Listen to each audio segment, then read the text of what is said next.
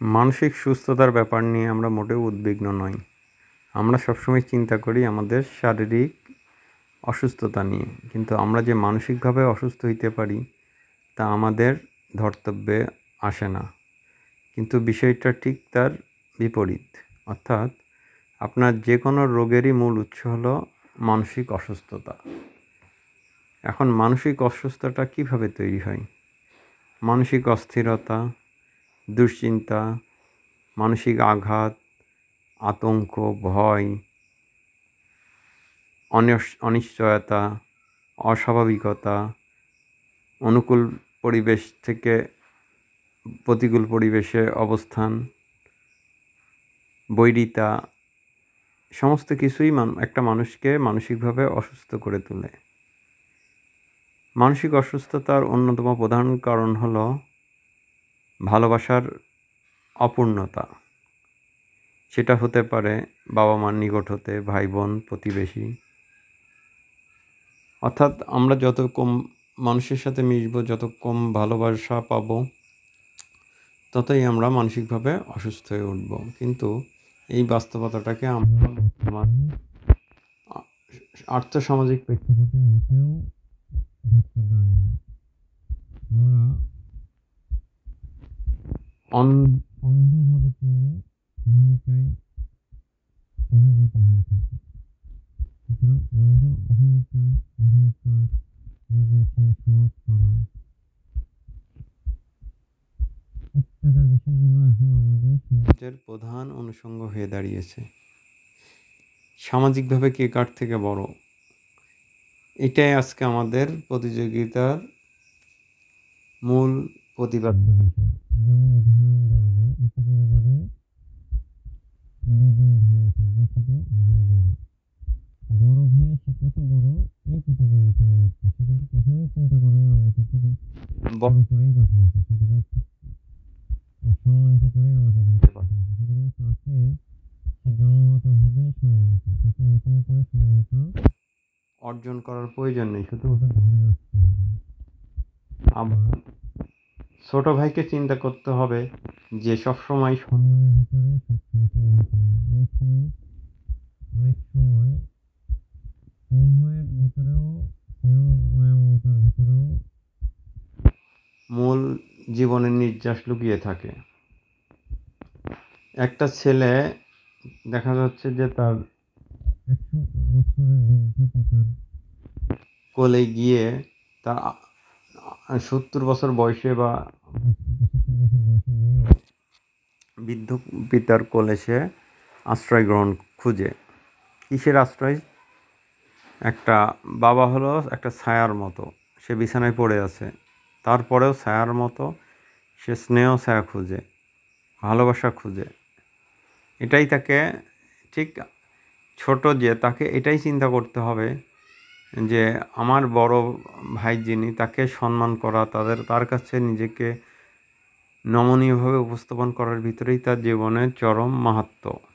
বড় হওয়ার ভিতরে কোনো কৃতিত্ব নয়, বরং আছে দায়বদ্ধতা, দায়িত্ববোধ। একটা বড় ভাই সে সবসময় চিন্তা করে যে তার বাবার অবর্তমানে সেই ছোট ভাইয়ের লালন পালনের দায়িত্বপ্রাপ্ত সব দিক দিয়েই। বাবার পরে সবচেয়ে আপনজন হলো বড় ভাই। এই বিষয়টা অবশ্যই মাথায় রাখতে হবে এবং সেইভাবে বড় ভাইকেও দায়িত্ব পালন করতে হবে। একইভাবে বলা যায় যে আমাদের সবচেয়ে নিকট আত্মীয় হলো আমাদের পরিজন হলো আমাদের প্রতিবেশী, অথচ আমাদের আজকে প্রতিবেশী আমাদের সবচেয়ে বড় বৈরী, শত্রু। সুতরাং যদি প্রতিবেশী আমার বৈরী হয়ে ওঠে, তাহলে যার প্রতিবেশী যত বেশি বৈরী, ধরে নিতে হবে যে সে বেশি তত মানসিকভাবে অসুস্থ। কারণ দিন শেষে বা বিপদে আপদে প্রতিবেশীর নিকট ছুটে যাওয়া, মনের দুঃখ গুলো খুলে বলা, নিজেকে হালকা করা, এই সুযোগটা তো পাই না, বরং একটা এক্সট্রা স্ট্রেস বা মানসিক চাপের ভিতর থাকতে হয় যে এই প্রতিবেশী কী ক্ষতি করলো, কোন কথাটার কি আঘাত দিল। বলা হয় যে মানুষের কথা, মুখের কথা সাপের বিষের থেকেও ভয়ঙ্কর। এখন প্রতিবেশী, চারপাশের 4টা প্রতিবেশী যদি আপনাদের সকাল থেকে রাত পর্যন্ত শুধু সবল দিতে থাকে বিষাক্ত কথার দ্বারা, গীবতের দ্বারা, ব্যাকবাইটের দ্বারা, ব্যাড মাউথিংয়ের দ্বারা, তাহলে আপনি ধীরে ধীরে ধীরে ধীরে সেই সাপের বিষের মতো নীল হবেন। সুতরাং এই পরিস্থিতি থেকে আমাদের উত্তরণের একটাই উপায়, আমাদের প্রতিবেশটাকে আমাদের অনুকূলে নিয়ে আসা, যেটা আপনার একার পক্ষে সম্ভব না। এই উপলব্ধিটা আমাদের সবার সমভাবে কার্যকর হতে হবে। এই তো গেল পরিবার, প্রতিবেশী। রাষ্ট্রীয়ভাবেও আমরা যদি ট্রমার ভিতরে থাকি, উদাহরণ হিসেবে বলা যায় যে একই রাষ্ট্রের ভিতরে ফিলিস্তিন এবং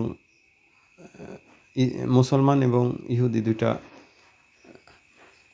ধর্মীয় গোষ্ঠীর চরম সংকট, এবং কে কাকে গোগ্রাসে গিলে নেবে, এই যে প্রতিযোগিতা, এই প্রতিযোগিতায় অ্যাকচুয়ালি কেউই নিরাপদ না, না গাজাবাসী, না ইসরায়েলবাসী, না ফিলিস্তিন, কেউই আসলে নিরাপদ নয়।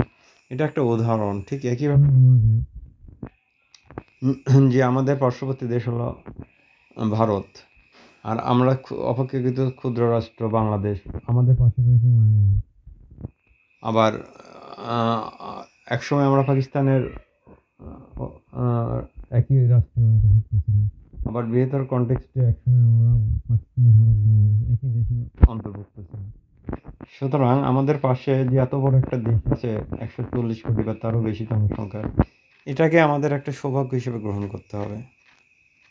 এটাকে আমরা নেগেটিভ হিসাবে যদি আমরা চিন্তা করি, উভয় দেশই আমরা পারস্পরিকভাবে একদিকে যেমন বাণিজ্যিকভাবে আমরা লসের সম্মুখীন হব, আবার আত্মার সম্পর্কের দিক থেকেও আমরা দুই দেশের নাগরিকই আমরা বঞ্চিত হব, ভালোবাসা থেকে বঞ্চিত হব। দিন শেষে আমাদের স্থায়ী হবে ভালোবাসাটাই। একটু চিন্তা করুন যে আজকে যদি বাংলাদেশ এবং বাংলাদেশের সাথে মায়ানমার এবং ভারতের একটা সুসম্পর্ক তৈরি হয়, তাহলে কি হবে? তখন আমরা ধরুন পেঁয়াজটা আনতে হবে, আমাদের হয় মায়ানমার থেকে আনতে হবে অথবা ভারত থেকে আনতে হবে। তাহলে কি হবে? আমাদের ট্রান্সপোর্টেশন কস্ট বা পরিবহন ব্যয় অত্যন্ত কমে গেল, সময়ের জটিলতা কমে গেল।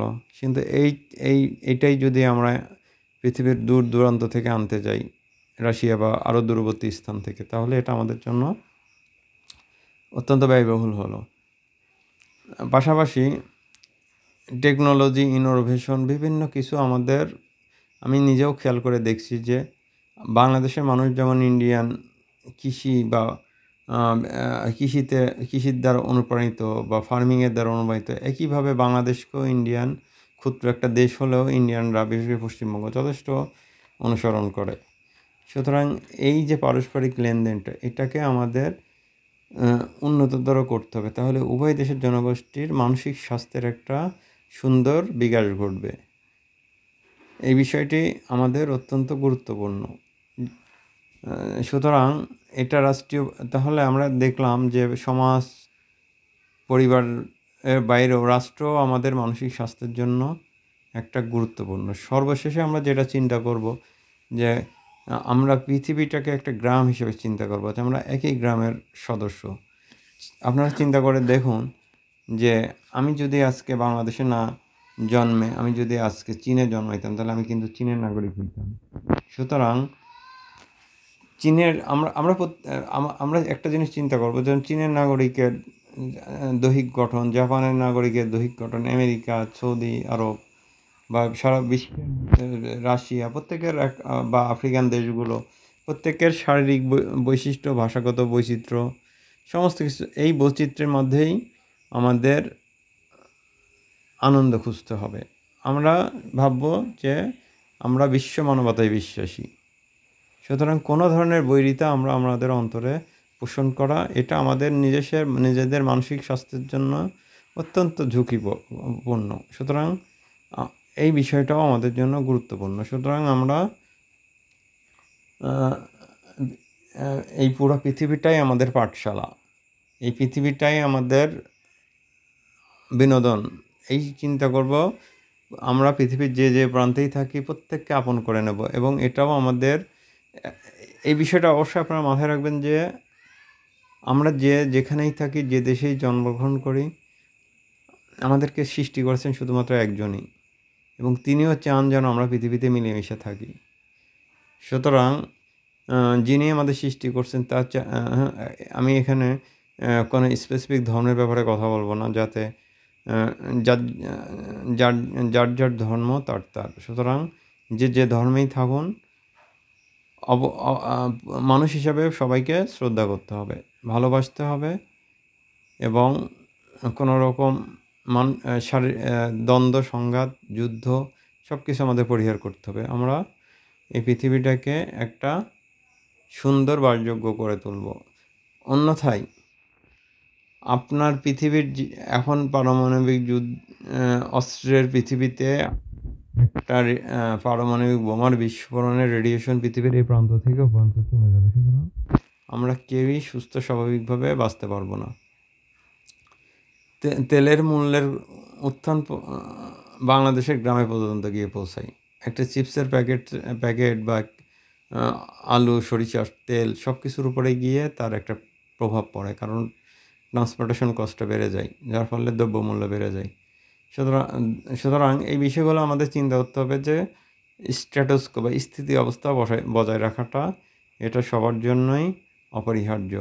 বৈরিতা, শত্রুতা, বিদ্বেষ পোষণ এগুলো কখনোই মানবতার জন্য কল্যাণ বয়ে আনবে না। সুতরাং আমরা অতি জাতীয়তাবাদী হয়ে আমাদের জাতীয় বিপর্যয়ে আনবো না, মানবিক বিপর্যয়ে আনবো না।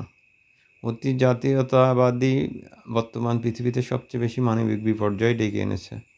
সুতরাং এই মানবিক বিপর্যয়টা আমরা অবশ্যই সর্বান্তকরণে প্রতিহত করব। মুষ্টিমেয় কিছু লোকের দ্বারা আমরা আমাদেরকে জিম্মি করব না। সুতরাং আজকের বিষয়টাই হলো মানসিক স্বাস্থ্য।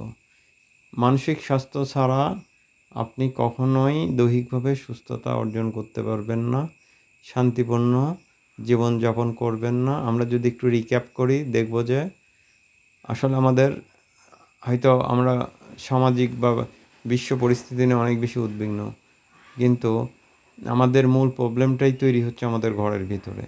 সামান্য কারণে আমাদের ভাই বোনের ভিতরে একটা রেষারেষি, বাবা মায়ের ভিতরে রেষারেষি, এইটা হলো ক্ষুদ্রকালে বীজটা পতিত হয়, যেটা মহিরু আকার ধারণ করে বয়স বাড়ার সাথে সাথে।